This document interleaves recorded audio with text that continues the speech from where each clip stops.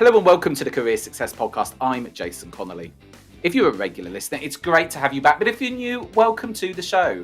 In this series every week, we speak to the biggest names in business all across the globe. We talk about their career stories, the lessons learned, how they overcome challenges, and what success habits they practice. Practical advice to help you in your career. If you have a passion for business, then this is the podcast for you. In this episode, I'm delighted to be joined by Joy Kingsley from Manchester. Joy is Senior Partner of top 100 law firm JMW Solicitors. Joy qualified as a solicitor in 1980 and has worked for two law firms in her career, Pannone and JMW. Joy led and drove Pannone's turnover from 5 to 50 million over a 14-year period. At her time at JMW, she has led the turnover from 10 to 52 million pounds this year. Joy has won countless awards throughout her career, including 2 Lifetime Achievement Awards. She has recently also been entered into Who's Who. Joy, thanks for joining me. No problem. Very nice to speak to you, Jason. Right, so you qualified as a solicitor in 1980. You've been in the legal industry for a long time. You've been extremely successful. We'll go on and talk about that as the episode unravels. But tell us about how you got into law and what your journey into it was and how you've kind of progressed through your career to ultimately get to where you are now. So, yes, I had done art subjects at school and knew that I didn't want to be a teacher or go and study a language and thought law might be quite interesting. One of my aunts was a magistrate at the time. I went to court with her and thought that I'd quite like to be an advocate in court and therefore applied to university, did law, did a training contract in Manchester, and the rest of it's sort of history. I think I'm unusual in only having worked at 2 firms. I won't say the exact number of years at each because that would no doubt tell you how old I am, but I've been there I've been at both firms quite a long time, shall we say. You're right, it is unusual. And there was recently a survey done on LinkedIn about the average amount of tenure for a lawyer in the UK, and it's only 2 years now. So that is unusual by current day standards, but it probably wasn't at the time. I imagine people did tend to have more of a job for life back then. Tell me if you think I'm wrong. I think that's true-ish. There was always an aim for partnership. These days, either not everybody gets there who wants to, but equally there are people who decide that the life of a partner may not be for them. But in my time, people tended to stay more with the firm that they were in for a much longer time. But obviously, for yourself, it's been a very good development to have people moving every 2 years because when you're in legal recruitment, that's what you need, isn't it? True, but why do you think people do tend to move on more often now? Where's that kind of, is it a cultural shift, do you think? Why do you think people tend to, stay in jobs for a lot less time from your perspective? It's not just in the law. I think it's general that people perhaps look for change more, want to drive on their careers more perhaps than they once did. Lots of things have changed. The whole way that law firms are marketed, both to people that might go and work for them and to clients, is completely different than when I entered the profession, when you were not allowed to approach other people's clients, for example. So the whole thing of whether a partner can bring clients with him, leave his current firm, come to a new firm, perhaps for a larger amount of money, wasn't there when I was qualifying. The most important thing was that your firm did offer you a job as a solicitor when you qualified. In my case, on the princely sum of £4,750 a year, and you stayed. And if you got to be a partner there, you probably wouldn't have a reason to move. So yes, it was more unusual, but over time, the advent of the legal recruiters came along, and people moved more, and obviously now continue to move more. And I think London, there is much more movement even now than in the provinces. I don't think the average in the provinces would be every 2 years. And you say, obviously clients do move now. Why do you think clients have become more portable, and when do you think that shift came? Well, as I say, it was illegal for lawyers to poach other people's clients at the time. So obviously people didn't do that, but you had to wait for a client to approach you if you wanted to move firms. And clients tended to use one firm for their legal needs. And now I think they will use individuals. and will use several firms. The larger the client, it's likely that they'll have more than one law firm, and they may use different firms for different types of work. So I think clients now feel free to go to more than one firm, and if they're not satisfied, to move from one firm to another. You will also find the whole review system now, whereby you can find out reviews about law firms or literally anything online, and people expect to do that. So I think it is much more of a business now than it was more of a calling. If you were a top class lawyer, regardless of whether you could attract clients or not, that would be what was expected, and probably all that was expected. Now people are far more interested in who people think they can call their own and bring with them if they move firms. Yeah, and I suppose with that also, does come opportunity for a clever, well-run law firm. And talking about growth, both your time at Pannone and at JMW, you have been in the forefront of growing turnover absolutely substantially. I'm not going to go into what the percentages are because I'm not math smart enough to work that out on the spot, but it's a lot, 5 to 50 million, 10 to 52 million pounds a year. I know you're never going to be able to unpack all of this, but how have you done that? And, how have you got these firms to, get to such a massive turnover over, in some ways, what is a relatively short period of time? In both cases, the same. And when I joined JMW, I thought that I'd be able to do something similar to what I'd done at Pannone, and that proved to be the case. Law firms are people businesses, like a lot of businesses are, really.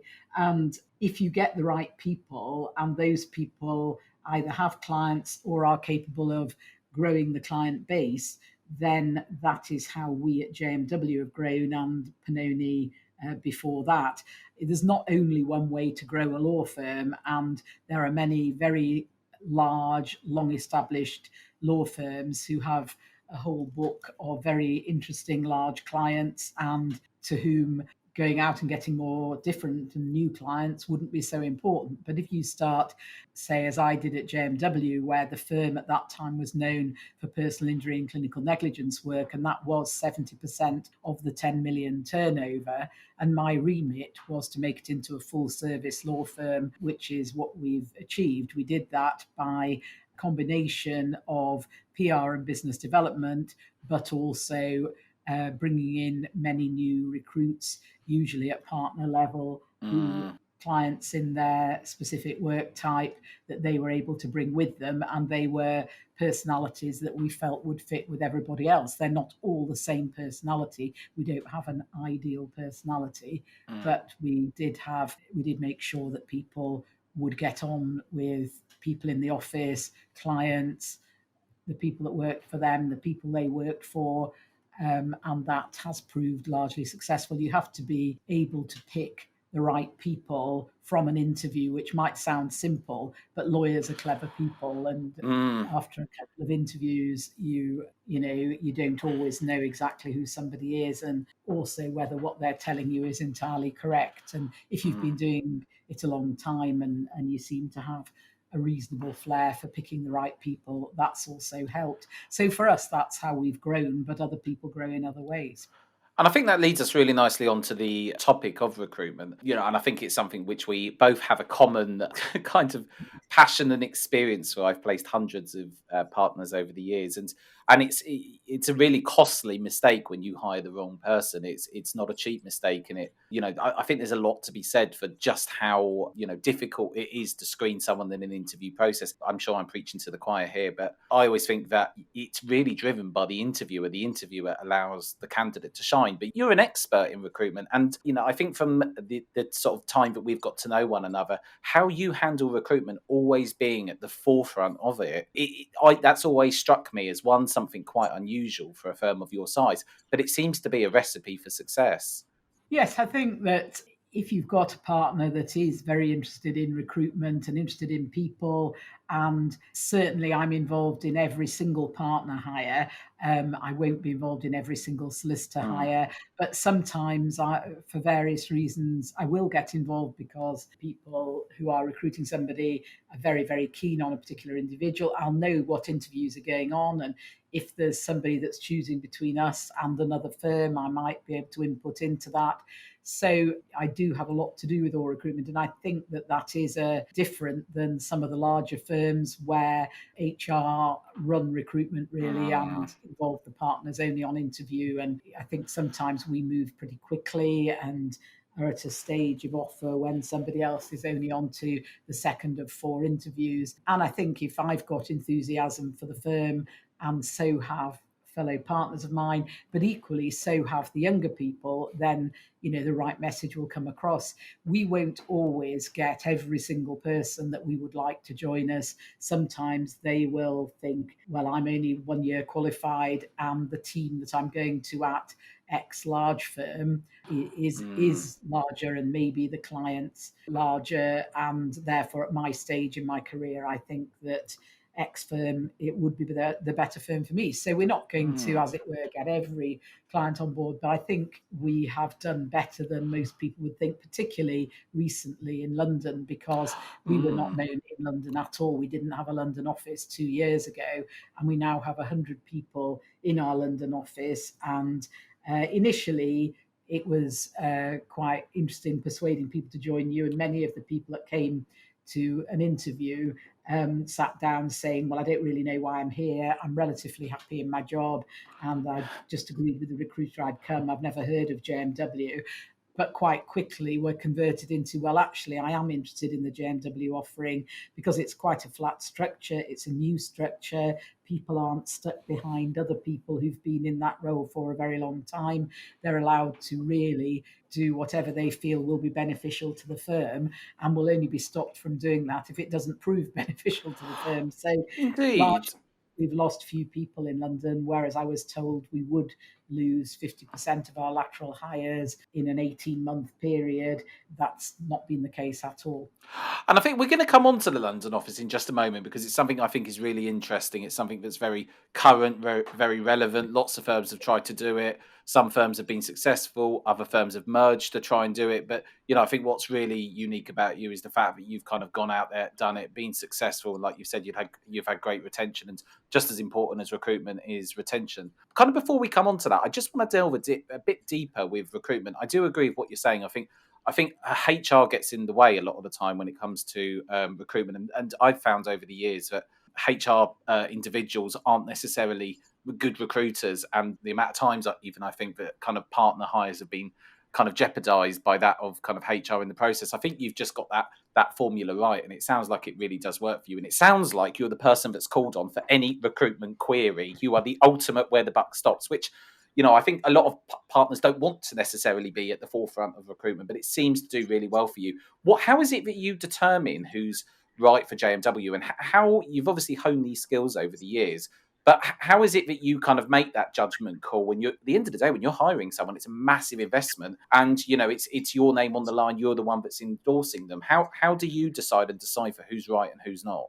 I think it's like people that tell you that they may not be an art expert, but they know what they like, or somebody that's picking a girlfriend or boyfriend. You know what when you see it. I think that in general terms, we know what makes a good JMW person, and that will be somebody that puts the firm at the centre of what they're doing at all times, not very egotistical people, not people who are already asking whether you're going to pay them more than 3 other people that they've got offers from before they've even sat down, people who aren't really interested in the firm or what we've done or where we see things going. They wouldn't be good for us either.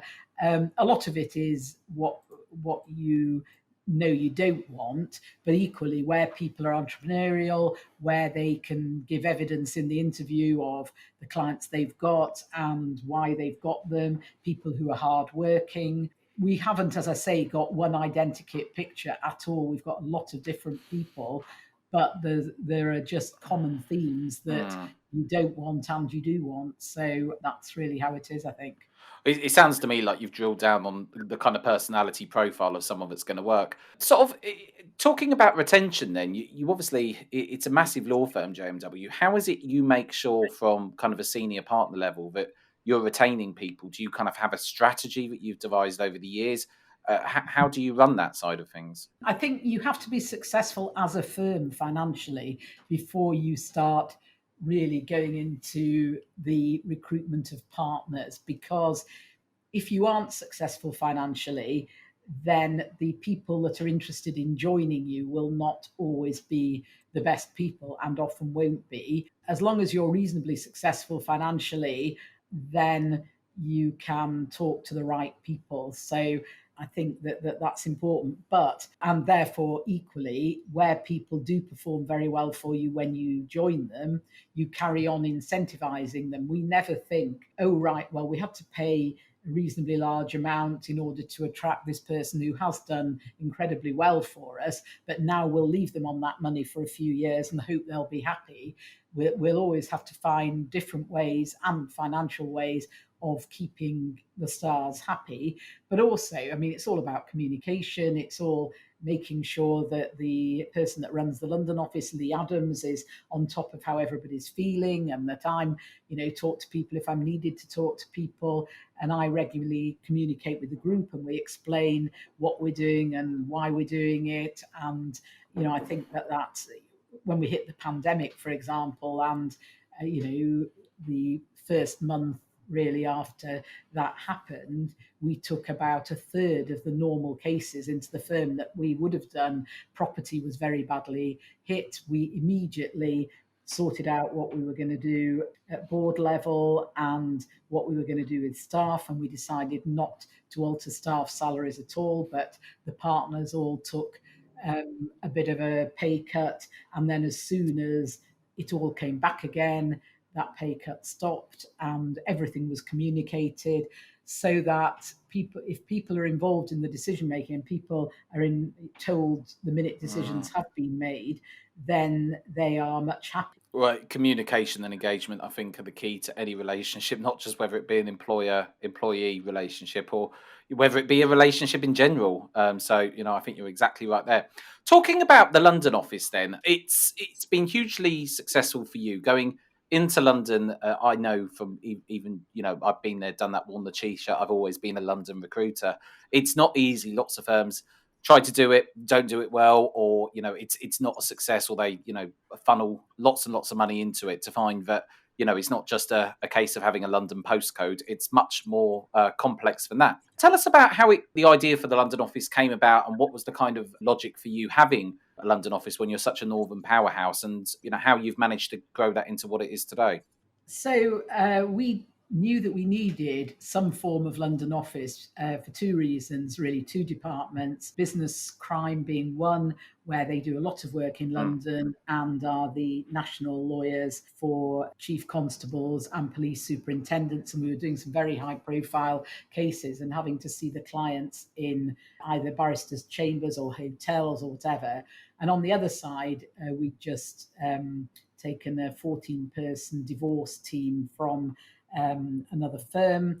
They joined us, and because that firm didn't have divorce lawyers in their London office, the Manchester divorce lawyers were working in London a lot and had good contacts there. So that was the initial reasoning. But we could have done the thing that a lot of people do, which is get a cheap serviced office, put about 5 people in it, and think it may grow in one way or another. And we decided to do it completely differently than that, and do it the same way as we'd grown Manchester, and aim to put quite a good number of people across as many work types as we could. And we took proper A-class accommodation at King Street, and we started with 1 floor, and I promised that we would only have 1 floor for the first year. But in fact, by the end of the first year, we had 2, and we took a third in the pandemic. And we've just, started off with a small number of partners day one. We had, I think, 6 partners when we opened on the 1st of May. We'd already met Lee Adams in a situation where we might have merged with his previous firm, but we decided not to. And Lee then approached us and joined us to be the London managing partner. He found the accommodation, and off we went, really. And a couple of recruiters, your firm being one of them, and another firm as well, were very helpful to us over time. And I mean, we were very helpful to them as well. Oh, But yes, I will vouch for that. I will endorse that but comment. equally, good candidates were found, but Mm, then we had to persuade those candidates that we would be a good decision for them compared mm, to better known London firms. Obviously, as time went on and more PR came about, and mm. the lawyer wrote quite a nice article about us, which started with them not believing that we'd employed the number of partners we said we'd employed within a year. But we did a 5 million turnover, which was target for our first year. And this year, which finishes at the end of April, will have done 10 million. And the Wow. target for next year will be 15 million in London. So 61 million for the firm overall. So, yes, that has worked well, but it's been hard work. And I can you don't get imagine. it right 100% of the time. But, the London office has been huge for us in Manchester. And we've just created our first two full equity partners in London. So Wow. we've made 7 new full equity partners this year, which isn't usual. It's normally 1 or 2 a year, but this year we've made 7, 5 in Manchester and 2 in London. So Well, big yeah, it's all going well. congratulations. That's, no mean feat at all. And I can imagine just, how challenging that's been at times. I think, what's always been kind of apparently and evidently clear to me is you've always had a very strong vision, and it's always JMW kind of brand, the vision, who you want. It all seems very clear, and it all seems quite crystallizing. And I think from a recruitment perspective has been, definitely part of your success. What's been the kind of most challenging point about getting the London office off the ground? Yes, let me think really. I suppose actually the early day, well, there's two. There's the Mm, early days when we knew that we wouldn't be making money, and dare I say it, money was going out to recruitment agents in huge amounts, but obviously mm, it takes a while for people to arrive and start yeah. building up their work, etc. So trying to keep the lid on the finances early doors. And Mm, then no different in London than Manchester, the advent of the pandemic and not knowing how long business would be affected for, not knowing how long we'd be shut for, and how that would all go. So that was only our second year having a London office. So that mm, was sort of a reasonably major challenge. And London in the first pandemic was hit first and hit worse than Manchester. But over time, sometimes one area's been worse than the other better, and then it's reversed around again. But like everybody else, mm, we've been able to work from home. Our IT hasn't been a problem, and the work came back, thank goodness, very quickly. So mm. we've been able to. We've got nobody on furlough anymore, Oh, and that's great. people. We will have a good year this year, whereas we'd have taken just an okay year at the beginning of all of it. So Mm. obviously, it's not just financial the effects of that; it's mental health. It's also It is. um, managing the whole thing of whether people can come into the office and how and who wants to and who doesn't want to, and moving forward as we go from here. So it has been challenging, but I feel like not just we're over the worst of it. I think even when the pandemic was at its worst again in January, I think we all felt more confident about everything than, of Yeah. course, we did in April, May, when nobody recognised what they were dealing with. I agree with you, and I've always kind of believed that I think the best businesses are sometimes built off the back of awful times, and it's a real kind of test of just how great, not just law firm, but how great a business is in itself. And I think with my business, we've had kind of quite a similar experience, by the sounds of it, to you throughout this. I can't not ask you some of these questions because I know there's going to be people listening to this who are just thinking, right, I want some top questions answered by someone extremely successful in legal. So I'm going to crack on with some of these questions, Joy, because I'm sure you can add value to a lot of people listening to this. Now, I'm a junior lawyer and I want to build up a client base because I want to become a partner one day. What is your advice for doing that? Create your network from day one. You're almost too late if you're already a solicitor because you should have a network from when you were at university. You probably have. You've got a network on LinkedIn and make that network work for you. Because if people ask you for help, you probably automatically give it without even thinking. And you should be prepared to say, I was at university with that person who's now doing this. I mean, I can give an example where I Mm, didn't and haven't done that. I was at university with Tim Martin, who is extremely well known in the brewing business, but I've never approached him for work. I probably should have done.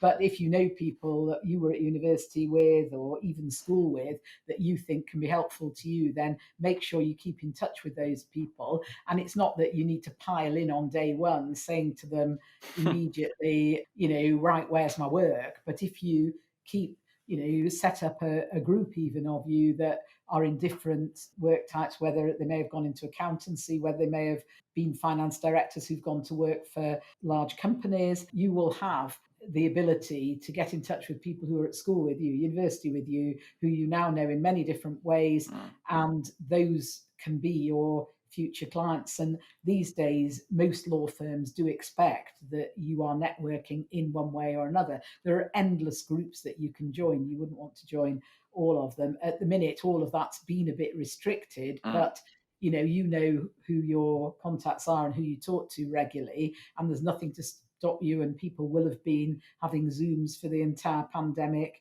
etc. So I think start with a network and do it straight away. Don't wait till you're more senior. If there are opportunities in the firm to help out at networking events, even if it's only giving out badges to people, that will give you the opportunity later on to be talking to the people who are there. And face-to-face interaction, when it can happen again, there isn't really a substitute for it. But again, I think having used Zoom and Teams and all these things, I suspect we'll all do more still in that way, rather than go and meet people for a coffee every single time, because it's very, very time consuming. And it's interesting that we've spent a lot less on marketing than we normally would, and business development, and we spent a lot less on travel, and yet the profit's about the same because we're spending less, but we may be getting slightly less work, who knows.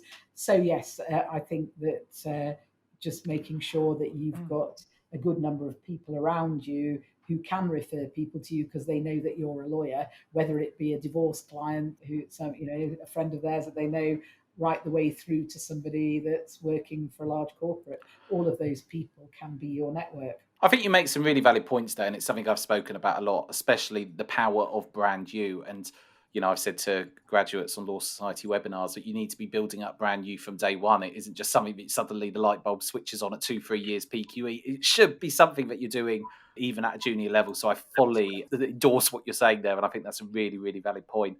So kind of moving on then to kind of top tips for becoming a partner. I think that ties really nicely into building a client base. But what would you say to someone who's, really thinking, right, I want to get to partnership. I want to have the success that many people are having out there in the market, and I want to get there as quickly as possible. What would you say to those people? Well, you need to, first of all, think, do I want to be a partner in the firm I'm in? And if the answer to that is no, then move. And the answer is no, in a lot of cases. And so make sure you're within the type of firm that you want to be a partner, and make sure you have all the information about how and when you can get through your particular firm's way of getting to partnership. The larger the firm, the more likely that there are perhaps more steps to take, more training to do. So you need to know when you need to apply to what, and speak to a broad range of people within the firm so that you know what it is they look for, because not everybody looks exactly for the same thing. Here, people can apply for promotion every year, right from being promoted to being an associate to being promoted to being an equity partner. We do all the promotions at the same time, and people generally speak to their heads of department, not just when they're applying, but as they're going along. But there are attributes that people are bound to look for, which is hard work from the beginning. You don't want to get a name as a trainee for being the one that always insisted on leaving dot on 5 o'clock, whatever was going on, because people will remember that, unfortunately, I do. over the next few years. And you talked about building your brand, and that's true internally as well as externally. And therefore, be careful with your social media. You don't want people to Oh boy, maybe yeah, you've got to be about careful what with they're that. doing on that. A lot of the time, we've all seen that. But equally, you should be genuine in your desire to promote the firm and carry on doing that. And you will be noticed if you perform well. If you bill well, if you feel you're not getting a fair crack of the whip, then say so, as in you feel that you're not getting perhaps as good work in your team as is available in some other teams. But you can always put that in a positive way, as in you'd be very interested in working a bit with X who's in a different team than yours to broaden your horizons, etc. And that's the way you build. And yes, having contacts and clients and thinking about what your firm will find attractive in a partner is the way to go. And I totally agree with you there. I think there's a couple of lessons you've just talked about. I think one is being organised, and another one is project who you want to become to be that person. There's no good starting to think, actually, I want to become this person so many years in. If you project those, send that out to the universe, then it hopefully will come back in abundance. I've got two more questions for you, Joy, and our time is running out with each other. But I think we must cover these questions off for people listening. The big one that we get called about every single day, the training contract, and how to get a training contract. It is one of the most popular questions all over the internet. What is the Joy Kingsley advice to how to secure a training contract? I think these days the route in for at least half our trainees will be applying to be a paralegal when you leave university, and whether that's part-time while you're working to get your qualifications, your LPC, or whether it's when you've already done that. There are so few comparatively training contracts with people that want them, and so many really good candidates, that of course we're always going to favour those that have worked here for a year or 2 years, because we'll know them a lot better, and therefore it won't be so much the risk that you get when you employ somebody who's good at being interviewed and you interview them twice, and they may not end up being the greatest trainee, but people who've already worked for you for a year or 2 years, then But I would say that we take on about 20 trainees a year, and 50% of those come from our paralegal base and 50% don't. So again, having a very good CV is very important. You should aim for a 2-1, because most universities now give far more 2-1s than they used to 20 years ago. So you need to aim for a 2-1 or a first. I agree. And you need to have an interesting CV. So if you've only done your academic qualifications and you haven't worked, literally, when you're in the sixth form, you haven't done a job, you've never done legal work experience, or you've only done legal work experience in your father's firm. You need to have a wide and varied CV, and again, think about what people are going to be looking for. But it is difficult, and each year we could, if we had 50 training contracts, we could employ 50 people. So, I think that's really how you do it. If you do know somebody in a law firm, again, being able to chat to the training partner at that law firm could be useful to you. But the whole work experience and internship programs that the larger firms do, again, it's important to get on those, although it's very time consuming to apply, because some firms have sort of 40 pages they want filling in for their internships, and then they might take 50 people on an internship out of thousands that apply. So it is difficult, but if you're really keen on it as a career and you're not just falling into it, then I think your enthusiasm will shine through, and I think the more experience you manage to get, the better applicant you are. And I think that's really good experience. I think some of the points you've covered there are absolutely key. And I think it's also a beautiful thing that you take a lot of your paralegals through to being trainees, because I've noticed with a lot of larger firms, it seems that it's all about the external kind of applicants when it comes to training contracts. And it seems like with a lot of larger, especially top 50 firms, the kind of internal talent is overlooked. And people tend to seem to get stuck at quite a high salary level, and then they just can't seem to move, and they seem to become career paralegals, which I find really sad. I'm going to get my wrist slapped because we are running over time, but I want to ask you one more question, because I think we want to get the most out of this episode that we possibly can. Interviewing, what is your top tip for someone senior coming to you? Let's say someone 5 years plus, what interview advice would you give them?